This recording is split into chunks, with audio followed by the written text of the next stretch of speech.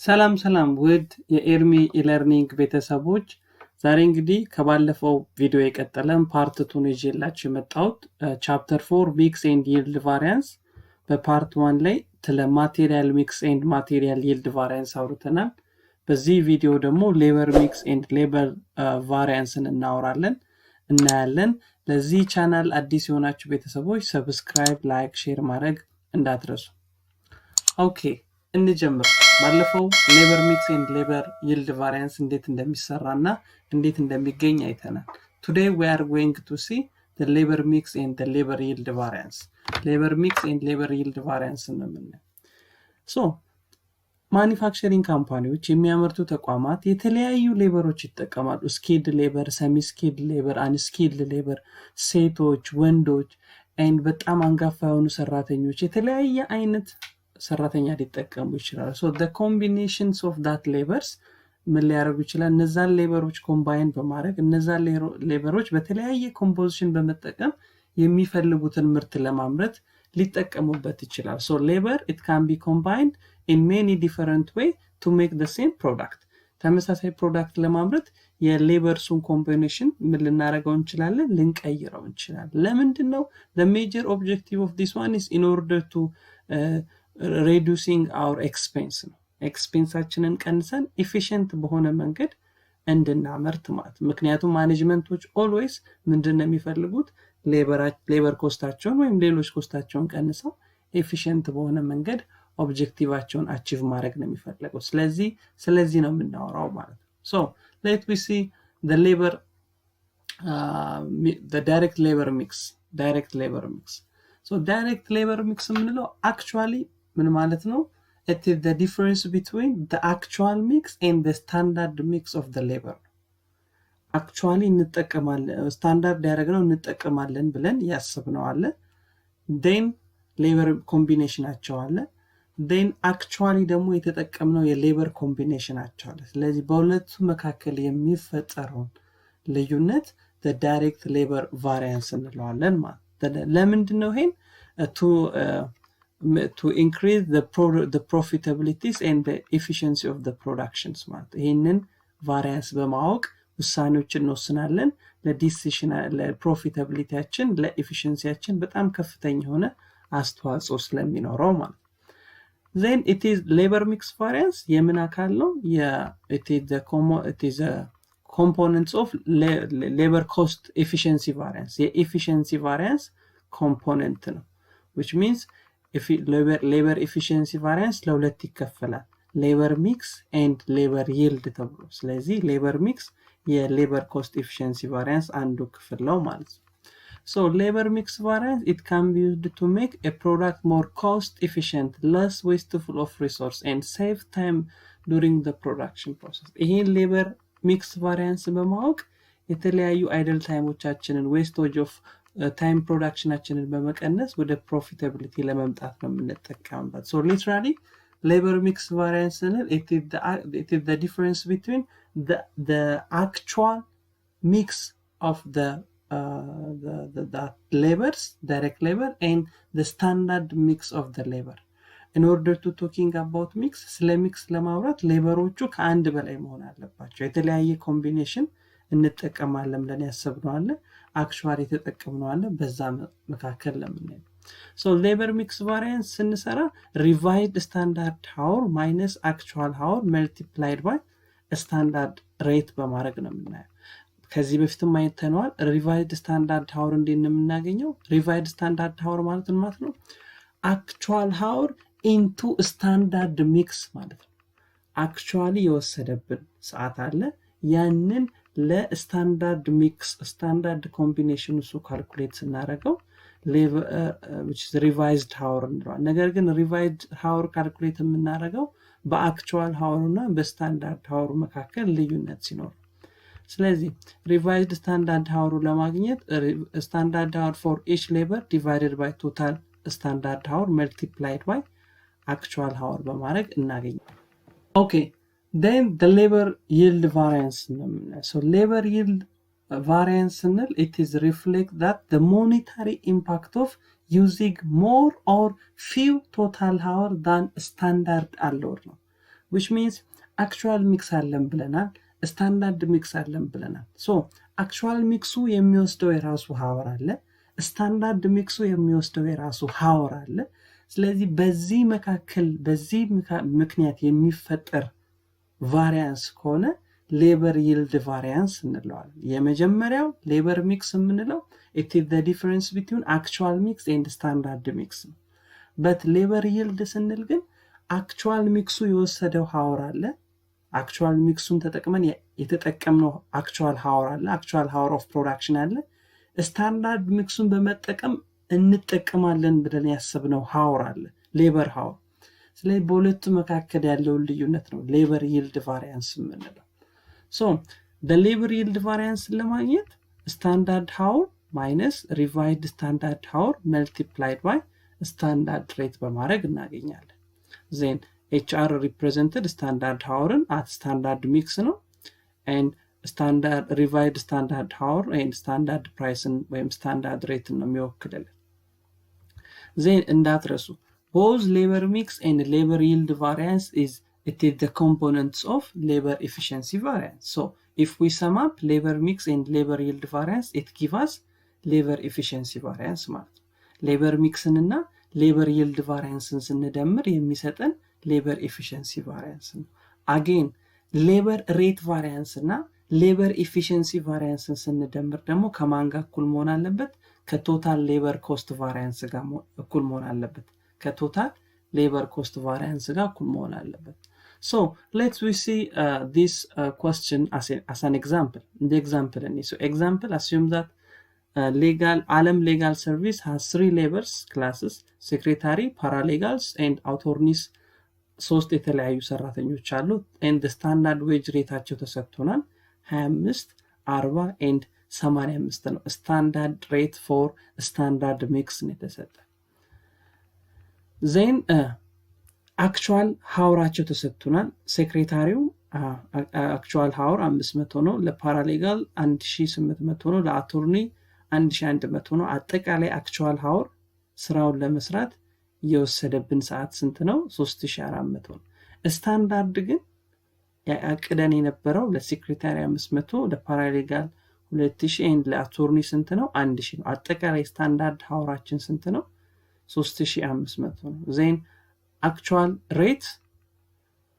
rate ለአንድ ሰዓት በሰዓት ለሴክሬታሪ 30 ብር ነው የከፈልነው ለፓራሌጋል 35 ብር ለአቶርኒ 75 ብር ነው የከፈልነው but እዚህ ጋር የተሰጠን ግን standard rate of secretary standard rate of paralegals and standard rate of attorney የተሰጠን ማለት ነው so then we are required to compute the direct labor mix the direct labor yield variance the direct labor efficiency variance and the direct labor rate variance and the direct labor total cost variance የተጠየቅነው so assume that total labor variance በሁለት እንከፍለዋለን labor efficiency variance እና labor rate variance labor rate variance and again ለሁለት እንከፍለዋለን labor mix variance and labor yield variance so the sum of these two it gives us labor efficiency variance and the sum of these two it gives us labor variance so labor idle variance and the net efficiency variance አለ እሱን ሌላ ጊዜ ይዤላችሁ መጣል okay so solution ላይ need so standard hour 3500 ነው የተሰጠን actual hour 3400 ነው የተሰጠን ስለዚህ there are the difference between the standard hour and the actual hour ማለት ስለዚህ actual mixun ተጠቅመን actual combinations of 3 employee ተጠቅመን የወሰደብን ሰዓት 3400 ሲሆን standard mix of laborን ተጠቅመን የወሰደብን ሰዓት ደግሞ 3500 ነው ስለዚህ there is the difference between the standard hour based on standard mix and the actual hour based on actual mix so at this case we should be revising the standard hour based on the actual hour we should be revising those standard hour revised ማድረግ አለብን ማለት ነው so actual hour it must be revised based on the standard mix ማለት actual hourን በስታንዳርድ ሚክሱ ሪቫይዝድ ለማድረግ ባስቀመጥነው ፎርሙላ መሰረት standard hour for each labors divided by total standard hour multiplied by the actual hour ስለዚህ የሴክሬታሪው ሪቫይድ ስታንዳርድ አወሩ 486 መጣ። የፓራሌግ 1943 መጣ። then የአቶርኒ 971 መጣ። which means ምን አደረግን ማለት ነው?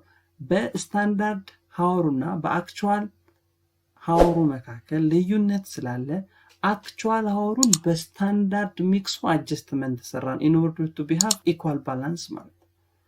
ዜን ከዚህ በኋላ አሁን በምናውቀው ፎርሙላ መሰረት የተጠየቅነውን ጥያቄ መስራት እንችላለን ማለት ነው።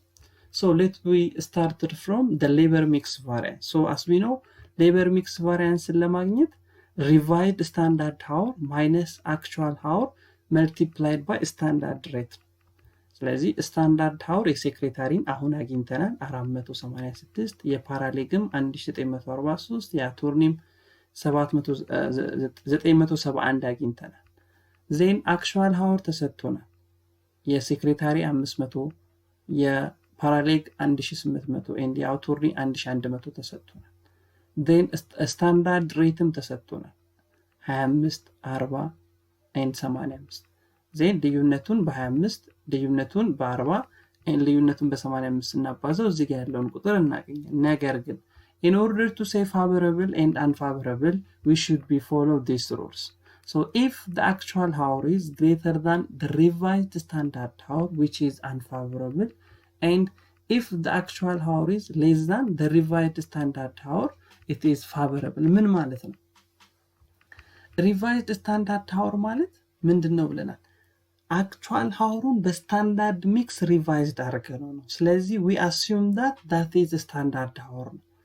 ስለዚህ ምን ማለት ነው? ለሴክሬታሪዋ ወይም ሴክሬታሪው ስራውን ይጨርሳል ብለን ያሰብነው በ486 ሰዓት ነው። ነገር ግን actually የወሰደው ስንት ሰዓት ነው? 50 ሰዓት ነው። ስለዚህ ይሄ ለኛ ጥሩ አይደለም። ምክንያቱም ብዙ ሰዓት በሰራ ቁጥር ብዙ ገንዘብ ነው እየከፈልነው የምንሄደው። ያቀድነው በ486 ሰዓት ስራው እንዲያልቅ ነበር ለሴክሬታሪ የተሰጠው ስራ። ነገር ግን በ500 ሰዓት ነው ያለቀው። ስለዚህ unfavorable ሆነ። ለምንድን ነው unfavorable የሆነው? the actual hour is greater than the revised standard hour. actual hour revised standard hour ስለበለጠ unfavorable አለ። but when you see the second case ሁለተኛው ኬዝ ላይ ግን ስታዩ ለፓራሌግ ስራ የሰጠነው ለስንት ሰዓት እንዲሰራ ነበር? ለ1943 ሰዓት ስራውን ይሰራል። በዚህ ሰዓት ውስጥ ስራውን ያጠቃልላል ብለን ነበር ያሰብነው። but actually ግን ስራው በስንት ሰዓት ተጠናቀቀ? በ1800 ሰዓት ተጠናቀቀ። 1900 አቅደን በ1800 ጨረስነው። ስለዚህ እንከፍለው የነበረው ፕራይስ እንከፍለው የነበረው ደሞዝ ለኛ ይቀንስልናል። ስለዚህ ምን እንለዋለን? favorable እንለዋለን። so if the actual hour is less than the revised standard hour we can say that favorable. so ሶስተኛው ደግሞ ከመጀመሪያው ጋር ተመሳሳይ ነው።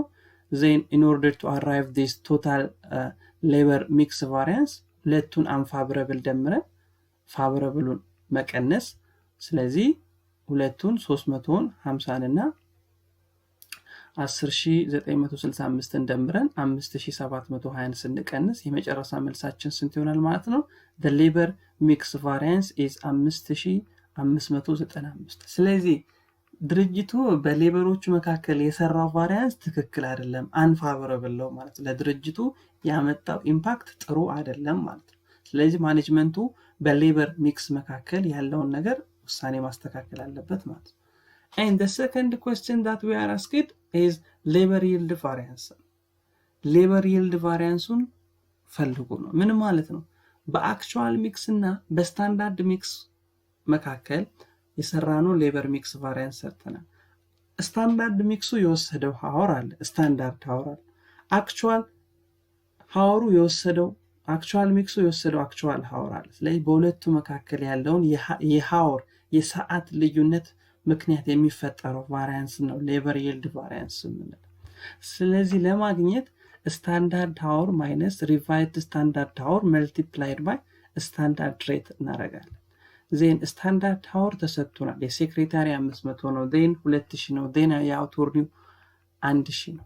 and revised standard hour አግኝተናል። መጀመሪያ ሶሉሽን ብለን የሰራነው ይሄን ነው። 486 1943 971 አለ። ዜን ስታንዳርድ ሬትም ተሰጥቶናል 25 ለሴክሬታሪ 40 ለፓራሌክስ ኤንድ 85 ለአቶርኒ ተሰጥቶናል። ዜን በዚህ መሰረት ልዩነቱን በ25 ልዩነቱን በ40 ስናባዛ ልዩነቱን በ85 ስናባዛ እዚህ ጋር ያገለውን ሪዛልት እናገኛለን። again in this case in order to say favorable unfavorable ለማለት ደግሞ ሩላችን ይሄ ነው።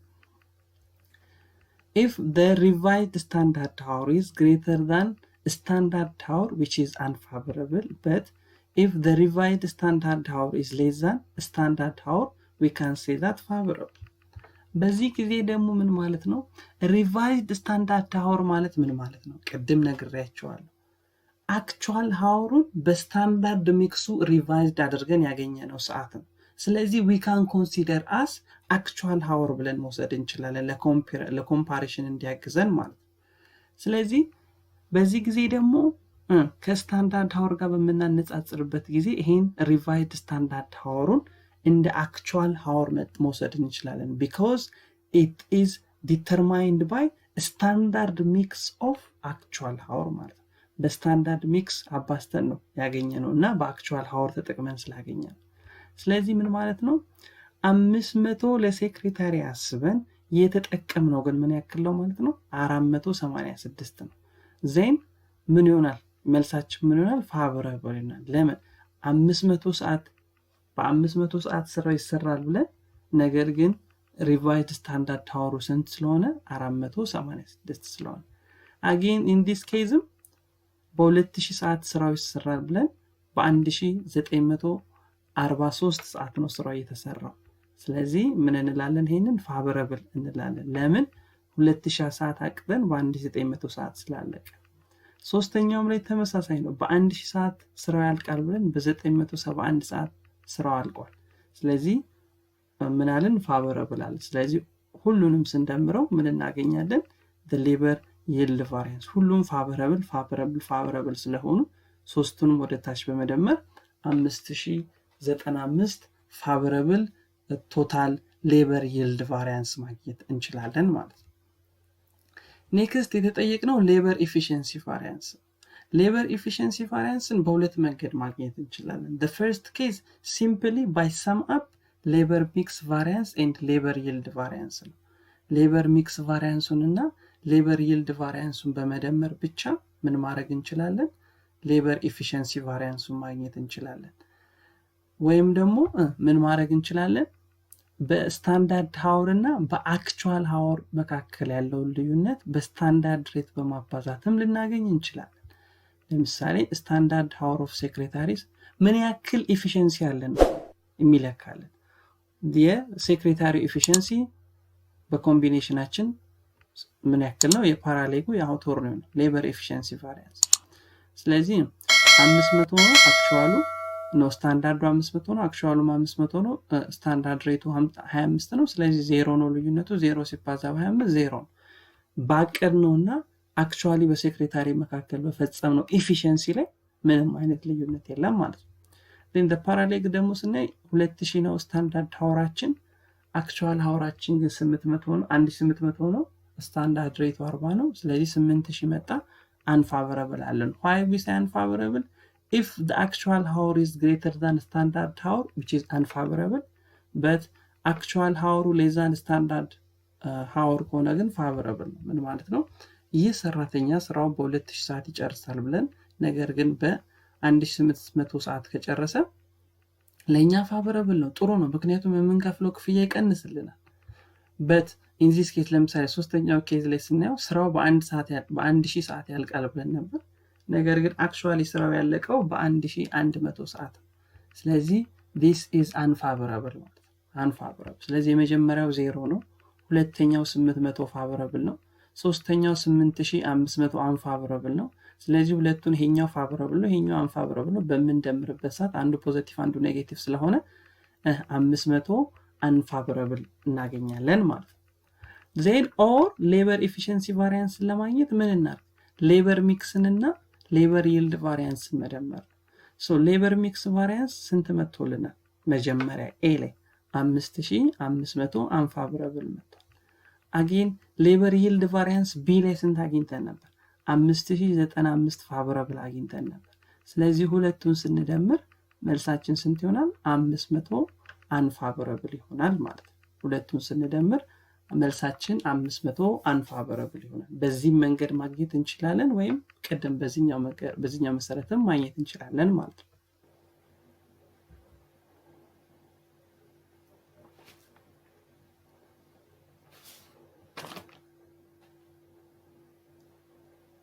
Okay. Next የተጠየቅነው labor rate variance ነው. Labor rate variance ምንድነው? The variance which is arised because of the rate difference between the standard and the actual ማለት. Actually የከፈልነው ለአንድ ሰራተኛ በሰዓት የከፈልነውና ስታንዳርድ ላይ እንከፍላለን ብለን ባሰብነው መካከል በሰዓት እንከፍላለን ብለን ባሰብነው የሬት መካከል በሰዓት እንከፍላቸዋለን ብለን ባሰብነው ልዩነት መካከል የሚፈጠር variance ከሆነ labor rate variance እንለዋለን so in order to determine the labor rate variance standard rate minus actual rate multiplied by actual hour so this one is standard rate ተሰጥቶናል 25 ለሴክሬታሪ በሰዓት ለሴክሬታሪ 25 ብር ለፓራሌግ 40 ብር and ለአቶርኒ 85 ብር and actual rate actually ግን ለሴክሬታሪ ከፈልነው 30 ነው ለፓራሌግ 35 ነው and ለአቶርኒ 75 ነው የከፈልነው ስለዚህ ሁለቱ ልዩነቱን የስታንዳርድ ሬት እና የአክቹዋል ሬት ልዩነትን በአክቹዋል ሃወርስ እናባዛው ስንት እናገኛለን 2500 እናገኛለን so in order to say favorable or unfavorable if the actual rate is greater than the standard rate which is unfavorable but if the actual rate is greater than less than the standard rate we can say that favorable ምን ማለት ነው ለሰራተኞቻችን እንከፍላለን በሰዓት እንከፍላለን ብለን ያሰብነው ስታንዳርድ ሬቱ ከአክቹዋል ሬቱ ጋር በማነጻጸር favorable or unfavorable ልንለው እንችላለን ነው ለምሳሌ እዚህ ጋር ስታንዳርድ ሬት ኦፍ ሴክሬታሪ ስንት ነው 25 ነው በሰዓት ለሴክሬታሪዋ ለመክፈል ያሰብነው 25 ብር ነገር ግን አክቹዋሊ ከፈልነው 30 ብር ነው ስለዚህ ብዙ ነው 25 እንከፍላለን ብለን 30 ብር ከፍለናል ስለዚህ ምን አለ አክቹዋል ሬቱ 30 ብር ከስንት በልጧል ማለት ነው ከ25 በልጧል በዚህ ጊዜ ምን እንለዋለን unfavorable variance የማይፈለግ variance ነው ወይም ትክክለኛ ያልሆነ variance ነው ምክንያቱም እኛ የምንፈልገው ኮስት ሚኒማይዝ ማድረግ ስለሆነ ማለት ነው ይሄ variance ግን ኮስታችንን ጨምሮብናል that's why we say unfavorable and ሁለተኛው ጋር ስንመጣ ግን በሰዓት 40 ብር እንከፍላለን ብለን የከፈልነው ግን 35 ብር ነው this one is favorable ለምንድን ነው favorable የሆነው ምክንያቱም ለአንድ ሰራተኛ በሰዓት 40 ብር እንከፍላለን ብለን actually ግን የከፈልነው 35 ብር ነው ስለዚህ ይሄ ለኛ ጥሩ ነው ኮስት ሚኒማይዝ አድርገናል ማለት ነው ስለዚህ we can say that favorable ነው the second one ይሄም ተመሳሳይ ነው 85 ብር እንከፍላለን ብለን 75 ብር ብንከፍል ስንት ይሆናል ማለት ነው 11000 favorable ይሆናል ጥሩ ነው ይሄም variance ጥሩ ነው ስለዚህ total labor rate variance ለማግኘት ሶስቱን ወደታች መደመር ነው ስለዚህ favorableዎቹን ደምረን unfavorableውን ስንቀንስ labor rate varianceአችን ስንት ይሆናል ማለት ነው 17500 favorable ይሆናል ማለት 17500 favorable and the last question that we are asked is the total labor variance so total labor variance we can determine in two ways በሁለት መንገድ ማግኘት እንችላለን እዚህ ጋር እኔ ቀላሉ ሜትድ ነው ያሳየኋችሁ labor rate variance እና labor efficiency variance በመደመር ብቻ total labor variance ማግኘት እንችላለን ወይም total labor cost variance ለማግኘት standard cost of labor minus actual cost of labor በማድረግም ማግኘት እንችላለን ማለት ስታንዳርድ የሶስቱንም ሰራተኛ ስታንዳርድ ኮስት በመስራት and የሶስቱንም ሰራተኛ actual ኮስቱን በመስራት የሁለቱን ልዩነትን በመስራት ስታንዳርድ ሌበር ኮስት ማግኘት ይችላል ወይም ደግሞ ቶታል ሌበር ኮስትን ለማግኘት ቶታል ሬት ቫሪያንስ ፕላስ ቶታል ኤፊሺየንሲ ቫሪያንስ በማድረግ እናገኛለን ሶ ቶታል ሌበር ሬት ቫሪያንስ እንት አግኝተናል እዚህ ጋር 17500 ፋቮራብል አግኝተናል ይሄው 17500 ፋቮራብል ፕላስ and total efficiency variance እንት አግኝተናል 500 unfavorable አግኝተናል 500 unfavorable አግኝተናል so the total labor cost varianceአችን ስንት ይሆናል ማለት ነው 17000 favorable ይሆናል ማለት ነው so ውድ ቤተሰቦቼ ስለ ሌበር ሚክስ ኤንድ ስለ ሌበር ይልድ ቫሪያንስ ያየንበት ቶፒክ ይሄንን ይመስላል ኔክስት ስለ ሴል ቫሪያንስ ይዤላችሁ መጣለሁ እስከዛው ላይክ ሼር ሰብስክራይብ ማድረግ